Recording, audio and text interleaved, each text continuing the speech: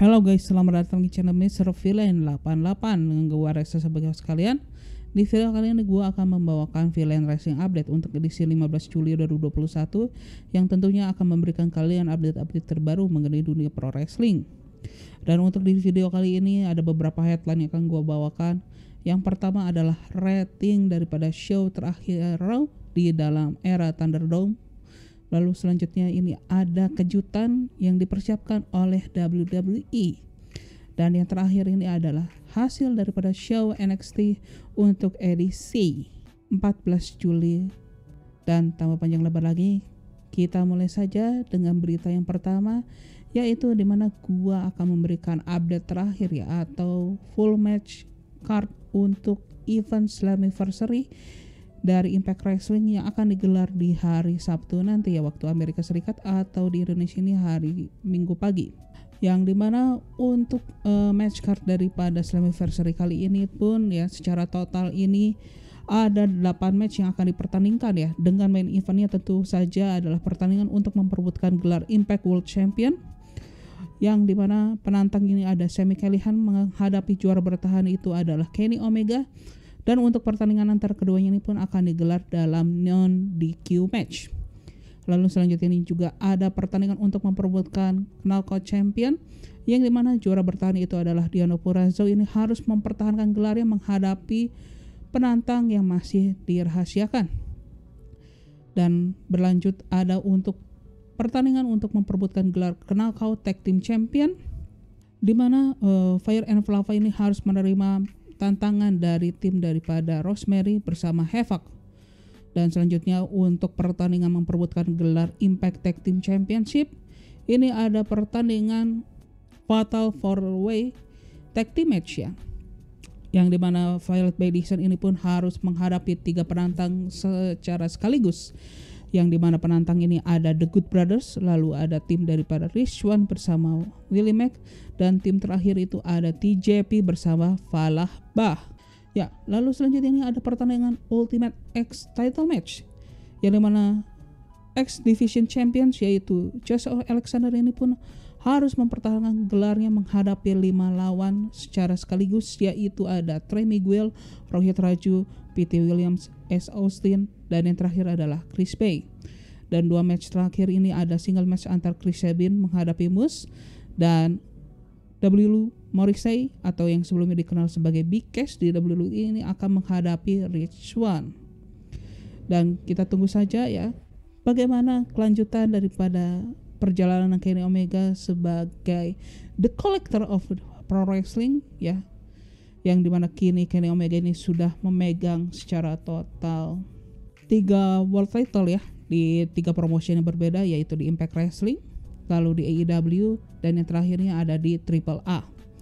So tanpa panjang lebar lagi ya, kita lanjutkan saja ke berita yang kedua. Ini dari WWE, atau lebih tepatnya lagi ini adalah rating dan juga viewership daripada show Raw yang menjadi edisi terakhir daripada show WWE dalam Thunderdome era. Dan untuk show Raw kemarin ya, untuk di edisi 12 Juli kemarin ini pun mereka mendapatkan jumlah penonton secara rata itu sebanyak 1.609.000 penonton, atau meningkat sebanyak 9,3% ya dibandingkan episode minggu sebelumnya. Dan dari segi rating ini ya, Raw ini pun bisa mendapatkan rating sebesar 0,43 untuk demografis usia 18 hingga 49 tahun, atau meningkat sebanyak 4,9% ya dibandingkan episode minggu yang lalu.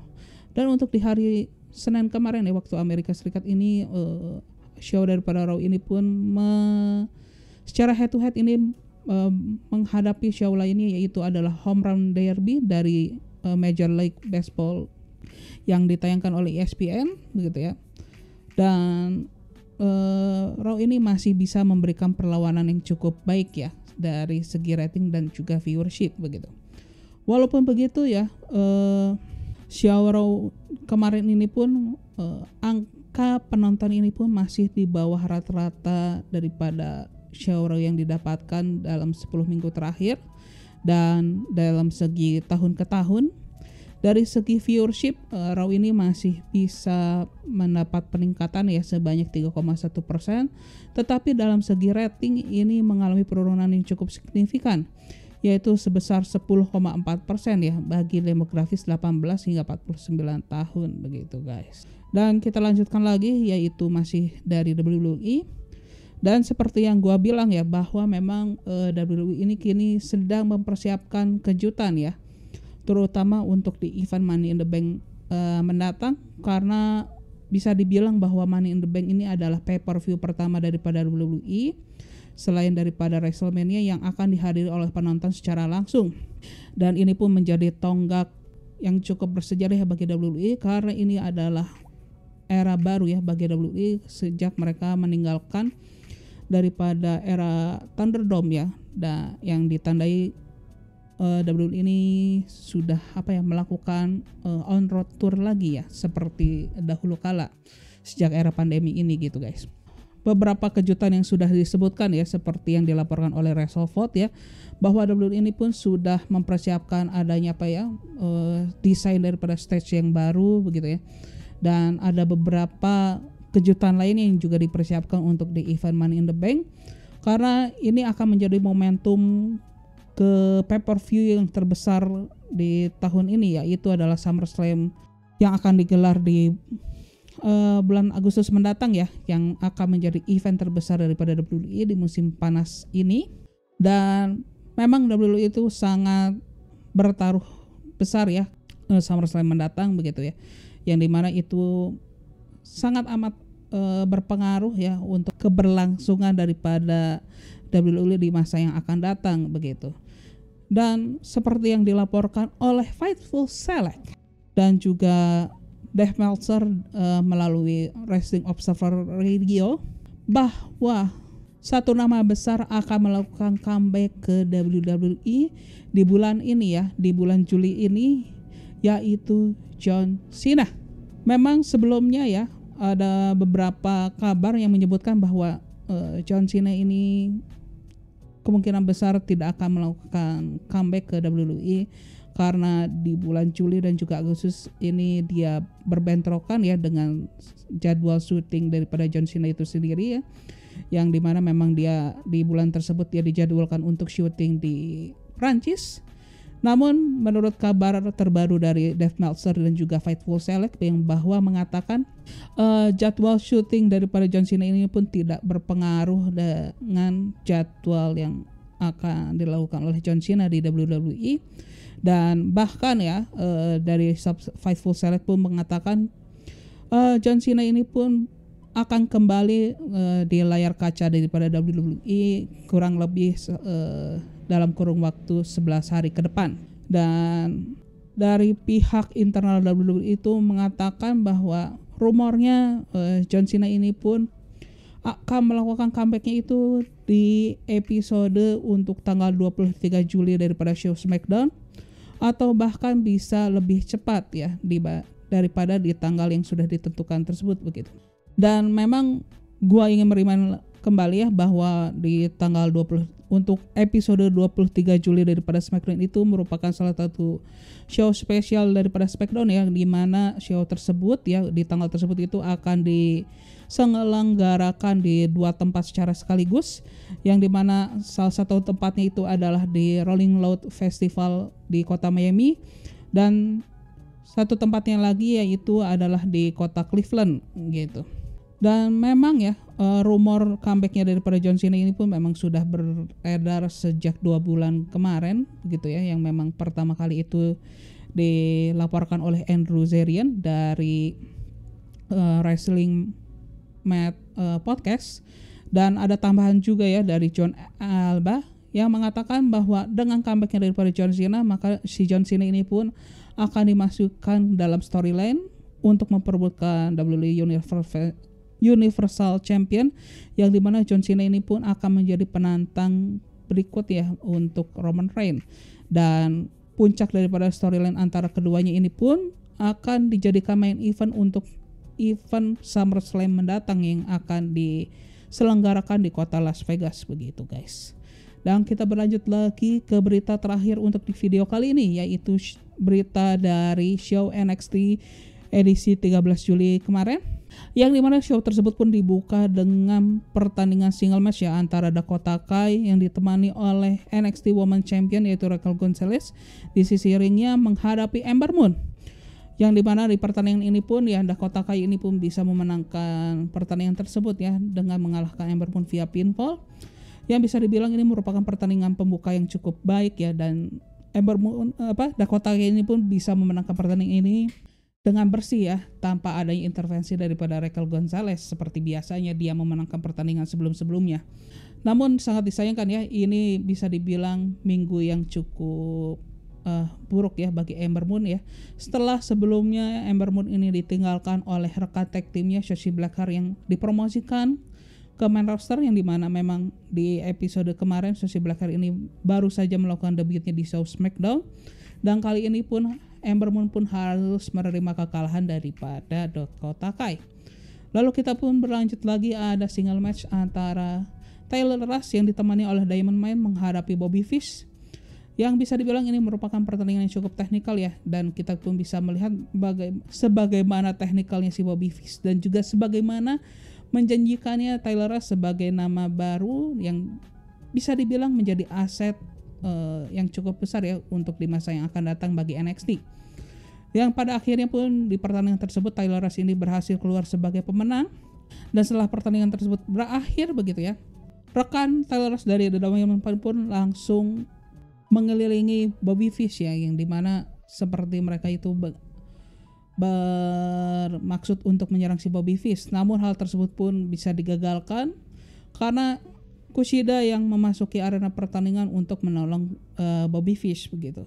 Dan show pun berlanjut lagi, ada single match antara Sarray menghadapi Gigi Dolin, yang dimana ini merupakan pertandingan yang cukup berimbang dan cukup menghibur, dan pertandingan ini pun bisa dimenangkan oleh Sarray begitu ya, via pinfall. Namun hal yang mengejutkan itu terjadi pasca pertandingan itu berakhir ya, karena setelah pertandingan itu berakhir kita mendapatkan kejutan, yaitu adanya Mandy Rose yang muncul ke arena pertandingan, yang dimana dia pun mengapresiasi daripada pertandingan antara Sarray dengan Gigi Dolin begitu guys.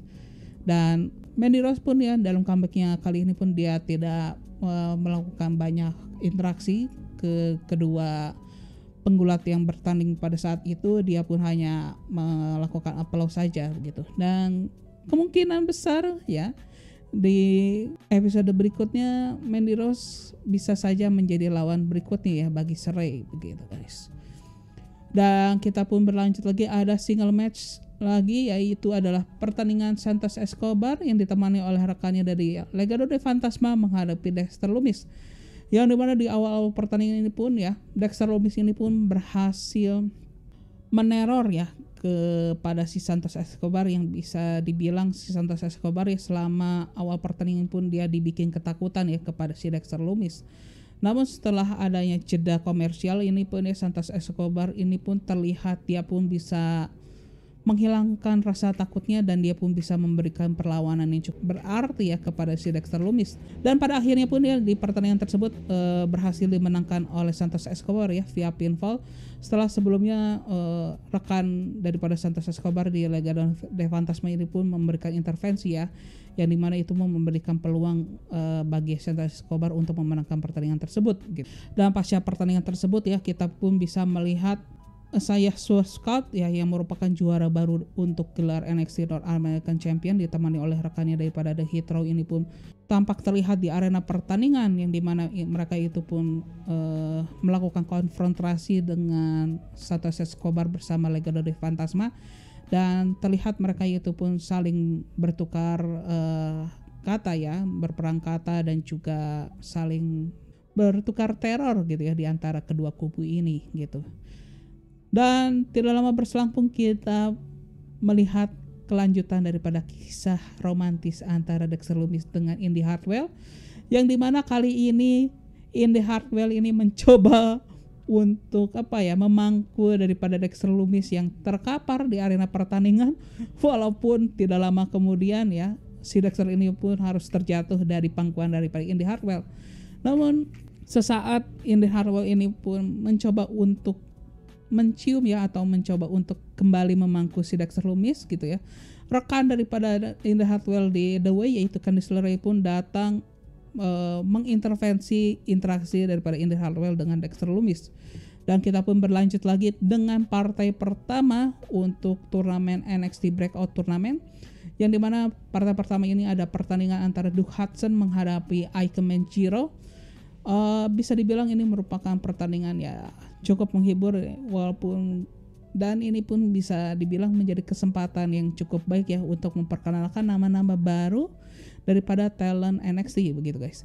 Dan untuk pertandingan pertama daripada NXT Breakout Tournament ini pun berhasil dimenangkan oleh Duke Hudson via pinfall gitu guys. Dan kita pun berlanjut lagi, ada tag team match ya antara Kayden Carter bersama Casey Catanzaro menghadapi Jessica Mia bersama Aliyah dari Robert Stone's company, yang dimana di pertandingan tersebut pun berhasil dimenangkan oleh tim daripada Kayden Carter dan juga Casey Catanzaro, yang dimana hal tersebut pun membuat Jessica Mia dan juga Aliyah ini pun muak ya atas manajemen daripada Robert Stone begitu ya, dan mereka pun memutuskan untuk meninggalkan Robert Stone ya, dan mereka lebih memilih untuk dimanajeri atau dikelola oleh Frankie Monet.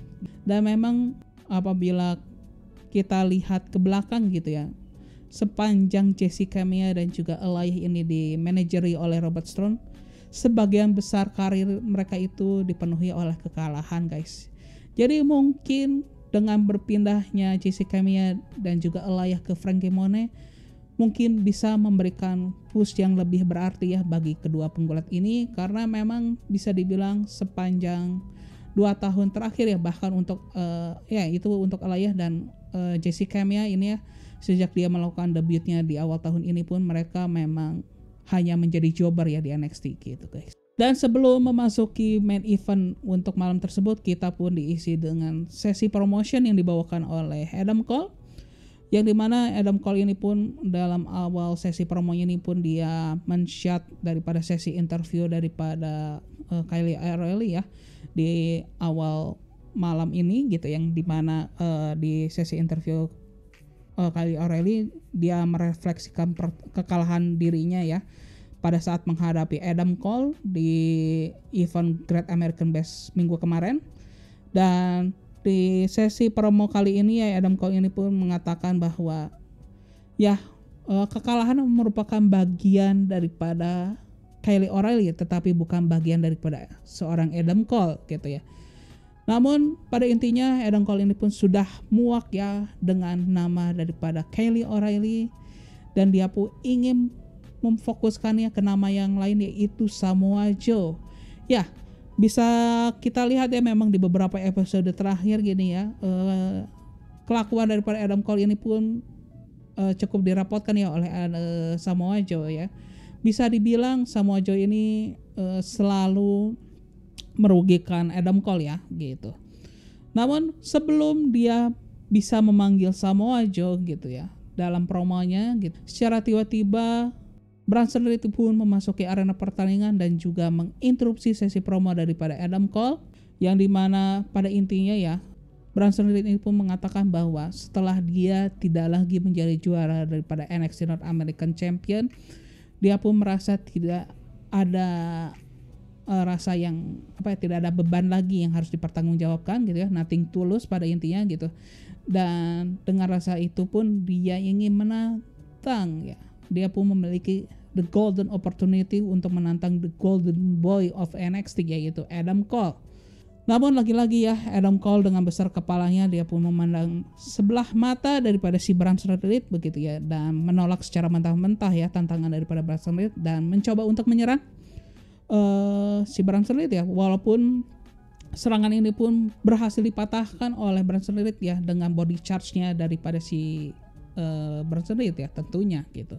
Dan atas serangan daripada Bronson Reed pun ya Adam Cole pun mencoba untuk meninggalkan arena pertandingan gitu. Dan tidak lama berselang, Samoa Joe yang memang dicari-cari oleh Adam Cole selama sesi promo itu pun memasuki arena pertandingan, yang memang Samoa Joe ini memang menjadi special referee ya untuk main event NXT edisi 13 Juli, yaitu adalah pertandingan untuk memperebutkan NXT Champion antara Johnny Gargano yang akan menantang Karrion Kross sang juara bertahan.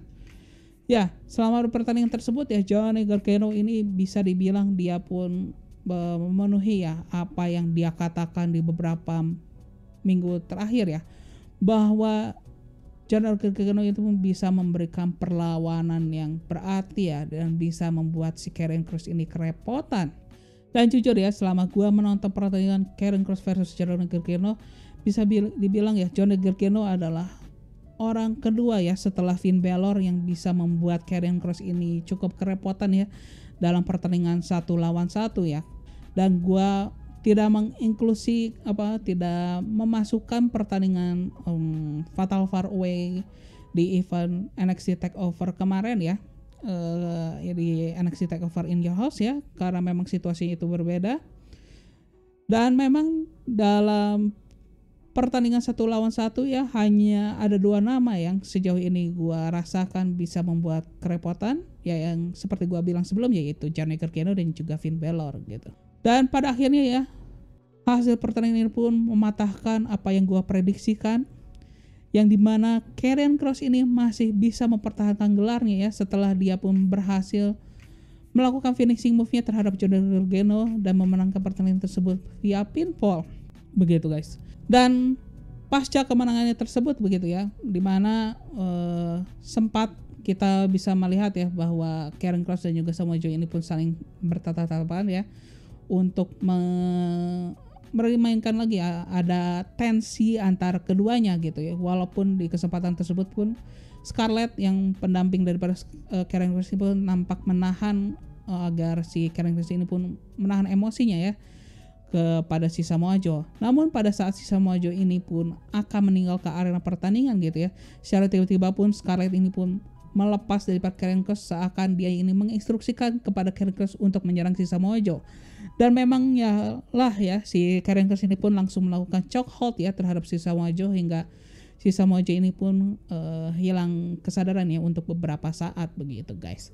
Dan hal tersebut pun menurut show untuk NXT edisi 13 Juli 2021 yang bisa dibilang secara overall ya untuk pertandingan main event di malam tersebut bisa dibilang ini merupakan salah satu pertandingan di show NXT yang terbaik begitu ya guys ya. Dan ada satu kesimpulan ya yang bisa gua simpulkan untuk show NXT malam tersebut, yaitu everybody want a piece of Samoa Joe ya, dari Adam Cole lah, Karrion Kross, dan masih banyak yang lainnya gitu ya guys. Dan masih seputar NXT ya, dimana untuk di NXT minggu depan ya, atau di hari Selasa depan, ada 2 pertandingan yang sudah dipastikan akan digelar di episode tersebut ya. Yang pertama ini ada tag team match ya antara Kushida bersama Bobby Fish yang akan menghadapi perwakilan daripada Diamond Mine, yaitu Roderick Strong bersama Tyler Rust. Dan satu match lainnya itu adalah pertandingan untuk memperebutkan NXT Women's Championship, yang dimana Shaylee ini akan menantang Raquel Gonzalez. Dan itu saja ya berita yang bisa gue sampaikan di video kali ini. Apabila kalian menyukai video kali ini, silahkan klik tombol like gitu ya. Dan gue ingin mengingatkan, bagi kalian yang belum subscribe dan menyukai mengenai dunia pro wrestling, tidak hanya WWE namun promotion lainnya seperti Ring of Honor, New Japan Pro Wrestling, AEW, dan masih banyak promotion lainnya, kalian bisa subscribe channel Mr. Villain 88 ini, karena di channel ini gue akan memberikan update seputar dunia pro wrestling, tidak hanya mengenai hasil shownya tetapi juga mengenai perkembangan industri pro wrestling itu sendiri gitu guys. Dan akhir kata, gue Reza sebagai host kalian izin pamit ya guys ya, bye bye. Peng.